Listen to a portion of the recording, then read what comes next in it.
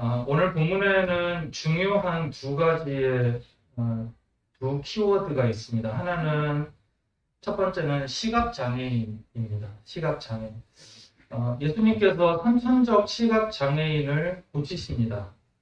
예수님은 시각장애인에게 실로암 연못에 가서 눈을 씻으라고 하고 그 장애인이 눈을 씻은 후에 장애가 사라졌습니다. 그의 나이가 몇 살인지는 모르지만 태어날 때부터 저주받았다는 말을 듣던 삶, 또 사랑하는 가족의 얼굴도 볼 수 없고 다른 사람의 도움이 없으면 생활이 매우 힘들 뿐만 아니라 실제로 할 수 있는 일이라고는 태어날 때부터 구걸하는 사람으로 정해져 있었던 것이 그의 삶이었죠. 그런데 이런 여러 가지 많은 문제와 불편함이 있지만 성경에서 그에 대해서 얘기할 때 더욱더 중요한 문제가 있다고 하는데 그것은 신체적인 장애보다 하나님께 나아갈 수 없고 그가 하나님께 나아가고자 하는 마음이 있더라도 사람들이 그로 하여금 못 나아가게 하는, 물론 율법도 그렇습니다만 하나님께 나아갈 수 있는 그 길이 막혔다는 것이 그에게 있어서 가장 중요한 문제라고 이야기를 합니다. 그렇기 때문에 그가 다시 보게 되었다는 것, 눈이 보인다라고 하는 것은 단순히 질병이 고쳐졌다라는 것 정도에서 그치는 것이 아니라 죄와 저주의 낙인에서 벗어나게 됐다는 것이 그의 삶에 있어서 중요한 것이죠. 요한복음에는 표적이라고 하는 단어가 나온다고 말씀을 드렸습니다. 다른 성경에서는 이제 이적이다, 미라클 이런 표현을 하지만 요한복음은 굳이 이것을 miraculous sign이라고 합니다. 기적적인 표식이라고 하는 그런 뜻이죠.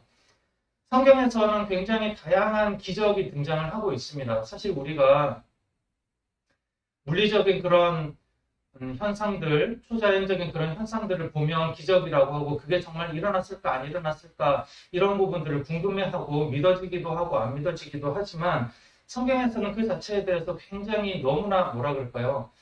일상적으로 그렇게 표현을 해버립니다. 기적 그 자체에 대해서 중요하게 이야기하지 않아요.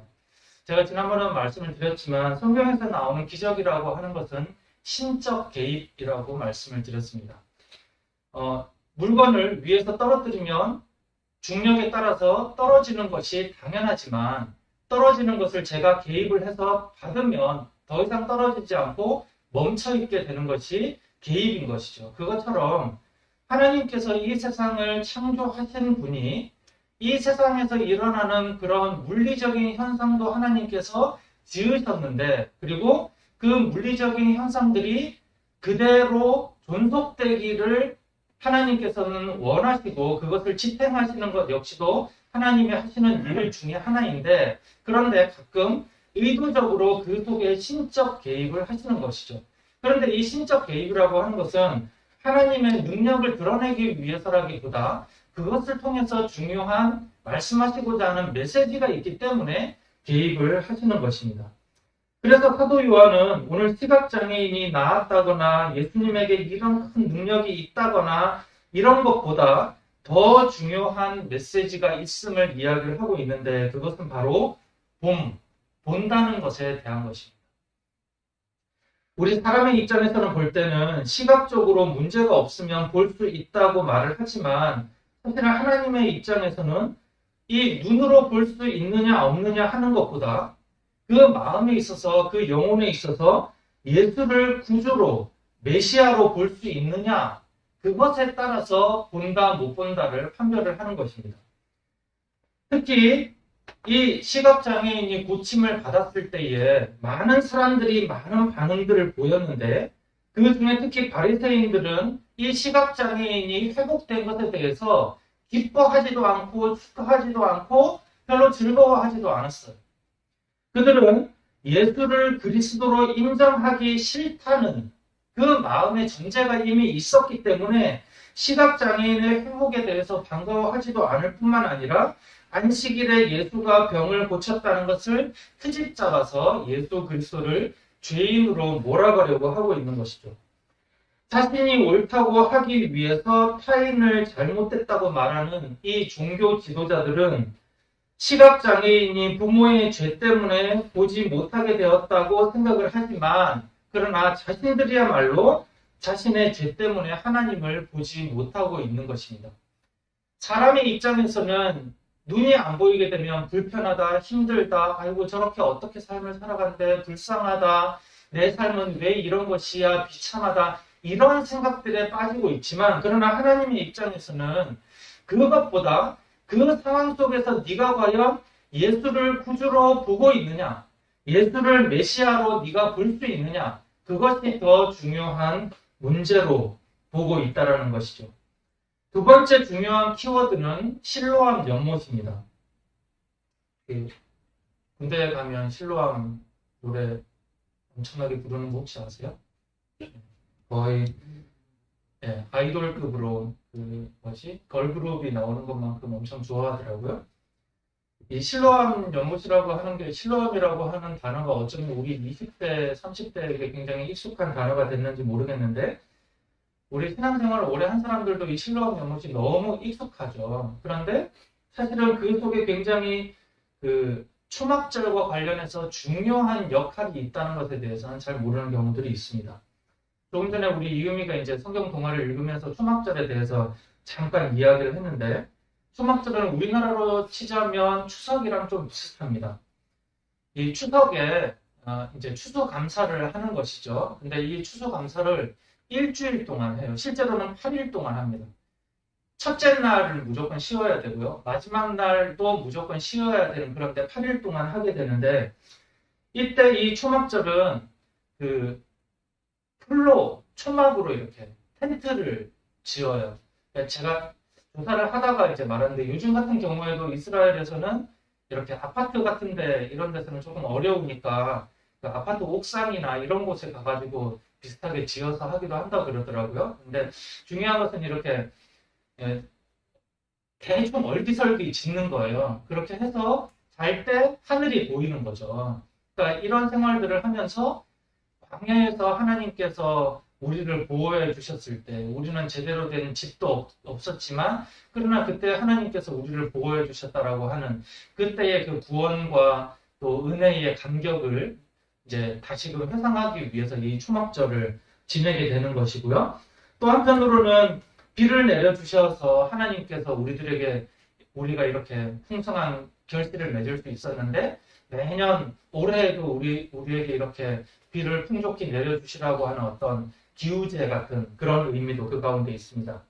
이 초막절에는 중요한 이벤트들이 몇 가지가 있는데, 우선은 좀 전에 말씀을 드린 것처럼 이렇게 초막에서 생활을 해요. 그리고 또 한 가지가, 초막절이 되면 이렇게 의미 있는 나뭇가지를 꺾어와서 그걸로 이제 흔들면서 이렇게 노래를 합니다. 노래를 하고 그러는데, 제사장들만 들어갈 수 있는 제사장의 뜰이라고 하는 곳에 번제단과 물두멍이 놓여 있어요. 근데 이 번제단에는 평소에는 제사장만 들어갈 수 있지만, 이 초막절에는 모든 사람에게 오픈이 됩니다. 그래서 노인이고 여성이고 어린아이고 간에 누구든지 여기에 갈 수 있는데, 매일매일 이 버드나무 가지나 이런 걸 갖다가 이 번제단 옆에 큰 버드나무 가지를 꺾어다가 여기에 세워둬요. 그러면 이제 하루하루 지나갈수록 이 버드나무 가지가 서서히 이렇게 시들고 말라버리는 게 보이겠죠? 그걸 보면서, 우리의 삶이 하나님의 은혜가 없으면 저 물이 없는 버드나무처럼 시들고 말라버릴 것이다. 그걸 이제 상기하면서 이 번제단 주변을 돌게 되는데, 그런데 매일매일 새벽마다, 아침마다 이 실로암 연못에 갑니다. 그래서 모든 사람들이 실로암 연못에 물을 떠요. 그러면 대제사장이 제일 앞에 서고, 그 뒤에 제사장의 찬양대가 그 뒤에 서고, 그 뒤에 많은 사람들이 행렬을 지어서 실로암 연못에서 이 수로를 따라 제사장의 뜰까지를 행진을 하는 거예요.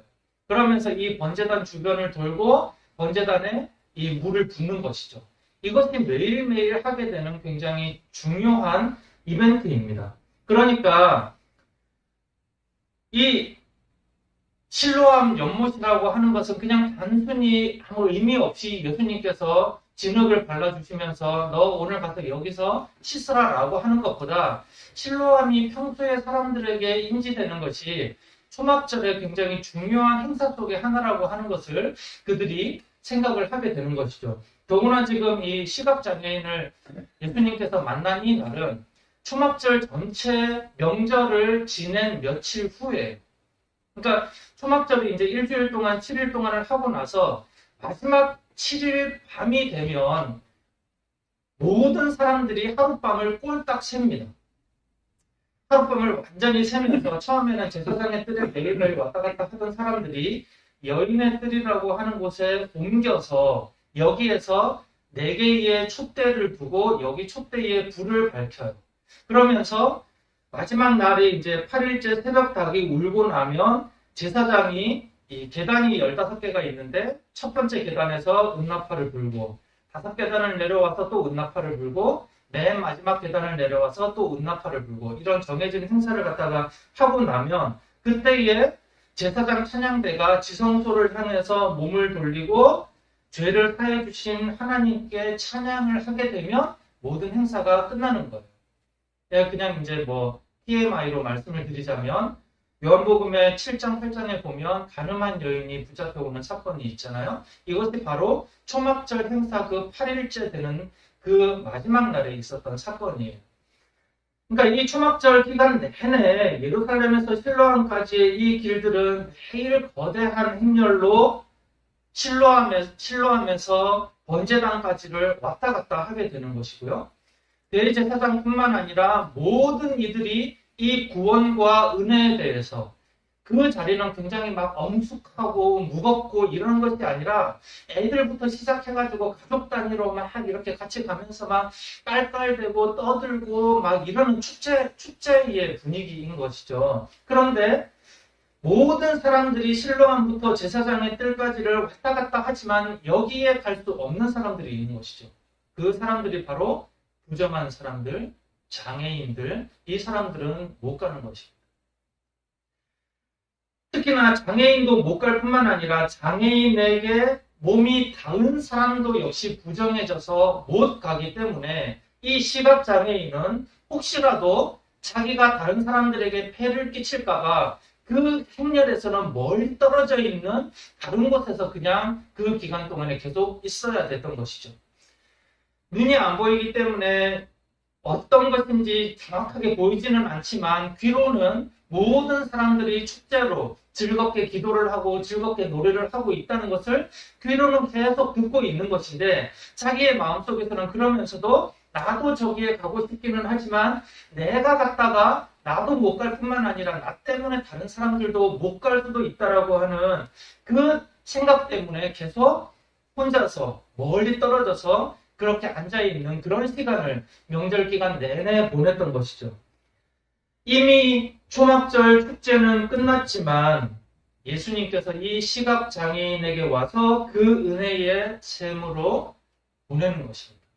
그러면 시각장애인은 물론 자기가 익숙한 곳이기 때문에 더듬더듬 그러면서 갔겠지만 도대체 나에게 이것이 무슨 일인지 왜 저 예수라는 사람은 나에게 거기를 가라고 한 것인지 명확하게 알지도 못하면서 그 길을 걸어갔을 것인데 그가 돌아오는 길에는 정말 구원의 간격에 차 있는 그 길이 되는 것이죠.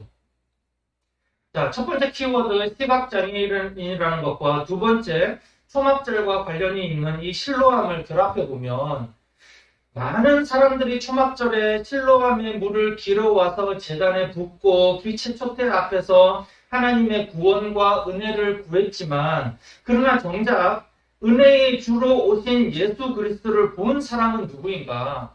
그 시각장애인이라는 것이죠. 더군다나 물론 시간이 지나면서 많은 민중들이 예수에 대해서 메시아로 인정을 하게 되는데 유독 바리새인들이나 대제사장들이나 그 당대에 율법을 잘 알고 성경을 잘 안다고 하는 그 종교 지도자들은 예수에 대해서 못 본다는 것이죠. 요한복음은 단순히 예수님이 능력이 있다거나 또 혹은 운이 좋거나 믿음이 좋으면 병을 고칠 수 있다고 말을 하지 않습니다. 우리는 이 본문을 보면서 야, 시각장애인도 고치시는 그 예수님이 나에게 있는 이 질병도 고쳐주셨으면 좋겠고 나에게 있는 경제적인 어려움도 한 방에 해결해 주셨으면 좋겠다라고 그런 생각들을 하기도 하지만 요한복음의 초점은 그것이 아니라는 것이죠.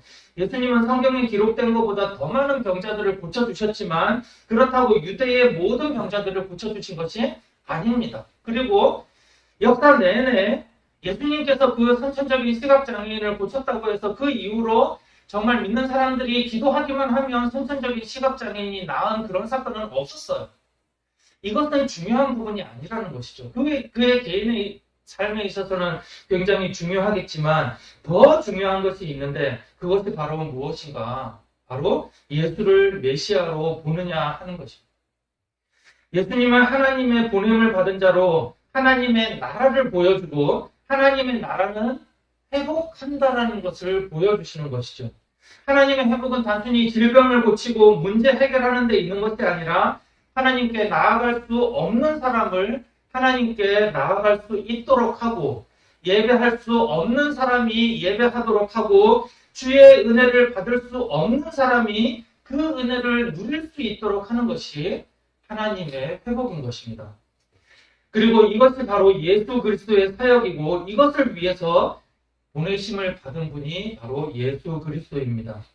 그리고 더불어 교회는 또한 예수가 그리스도라는 것을 본 사람들이고 예수 그리스도의 보냄을 받은 사람들이 바로 이 교회 공동체인 것이죠.